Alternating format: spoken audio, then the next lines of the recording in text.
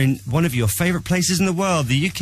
I am, yeah, and this is like one of my favourite studios in the world. I love coming to see you guys. Everyone's very, very nice, very funny and cool. You see, I see interviews that you've done from radio stations kind of all over the world. Right. So for you to say that this is your favourite, no, I really get excited. Plus, I was saying in the car, I have a huge crush on Kel Spellman. Do you really? Yeah, I don't know what it is about him, but my hands are sweating thinking about him. Right, okay. Are you joking? And I'm seeing him later today. No, I swear to God, I'm not joking. I've thought about this, like, I thought about it when I saw it in my calendar a couple of weeks ago. I was like, oh, Kel.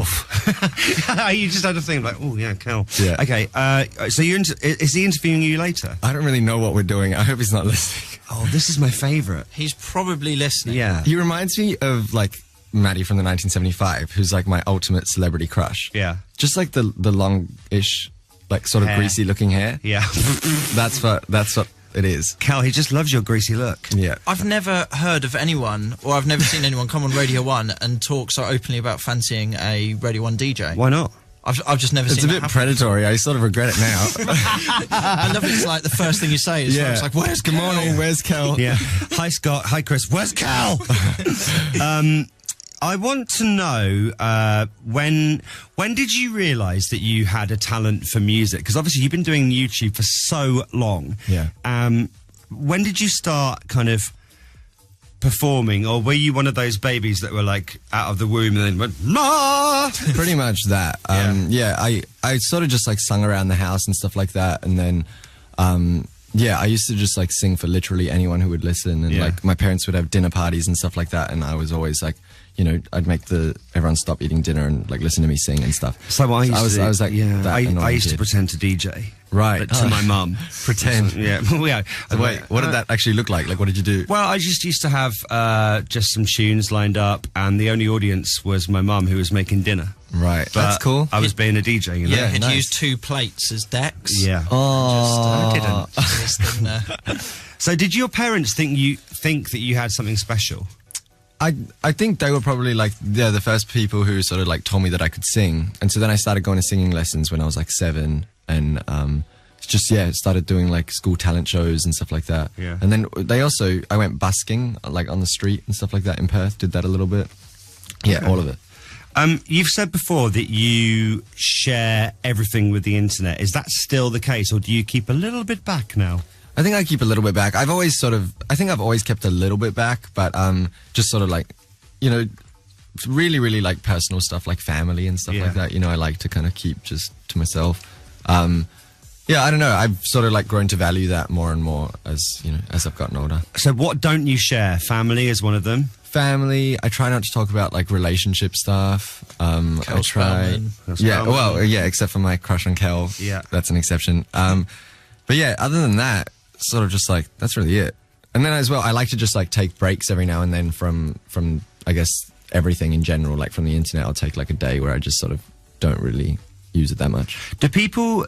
If you do take a day off, because you've been so active for years, do people get annoyed? Like, where's the latest post? They think I've died. Most of the time, yeah. Most of the time, everyone thinks I'm dead. Like, a lot of the time, people think I'm dead. What, just because you haven't put something on? One time, my mum actually got so upset because everyone started being like, #RIP and everything like that. Oh, my word. Oh, that's awful. And that's crazy. And the thing is about Twitter or something like that, if one person puts it, someone else sees it, it's easy to see how it then goes off. Yeah. That's terrible. No, everyone just got a bit carried away. Just because you were like, just probably having a bath. I was definitely in the bath, just like pruning. When you're a YouTuber first and then you release music, do you find that is there like a stigma attached where people don't take you seriously as a music artist? 100%. Yeah, I think it's something that's like changing, which and I think it's going to change more and more.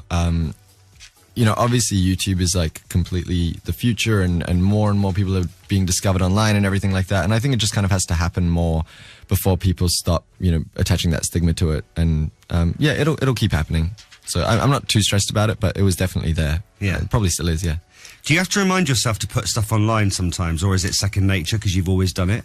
It's second nature, but it's second nature when I'm sort of like not super, super busy. You know, if I have like the day off, I'll tweet like 100 times without even thinking about it.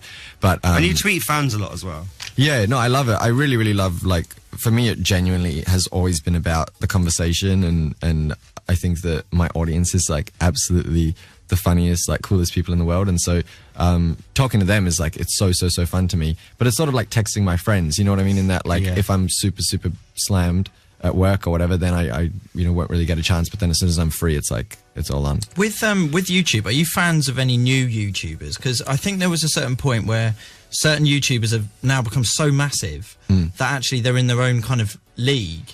And I think there's so many people that still sign up to YouTube and think that they want to achieve that kind of level. Yeah. And do you see those people? Yeah, I do every now and then. I'm trying to think. To be honest, I don't really watch that much YouTube anymore. I think my favorites are still. I think like my favorites are still. Like there's this girl, Natalie Tran from Australia, community channel, who's been making videos since before I started making videos, and she's like still my favorite. But yeah, I don't know. To me, like the numbers now are absolutely, like there's people with like 20 million subscribers, and I remember the first person hitting like 100,000 subscribers on YouTube and how big of a deal that was for everyone. Yeah. And so yeah, it's just like getting so massive now. Yeah. It's crazy. Hey, got some good news. Yeah. Kel is here directly after this show. Ooh. Yeah. So that's good to know, isn't it? More sweaty palms. That's right, yeah. So we're going to play Talk Me Down now. Tell me about Talk Me Down. Okay, so Talk Me Down is a song that I wrote maybe a year ago now. And basically it started with this lyric of, I want to sleep next to you, but that's all I want to do right now.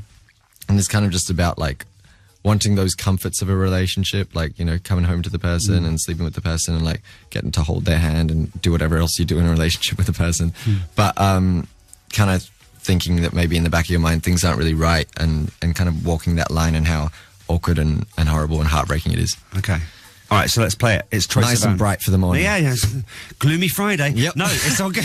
This is Talk Me Down. It's brand new music from Troye on BBC Radio 1. I wanna sleep next to you, but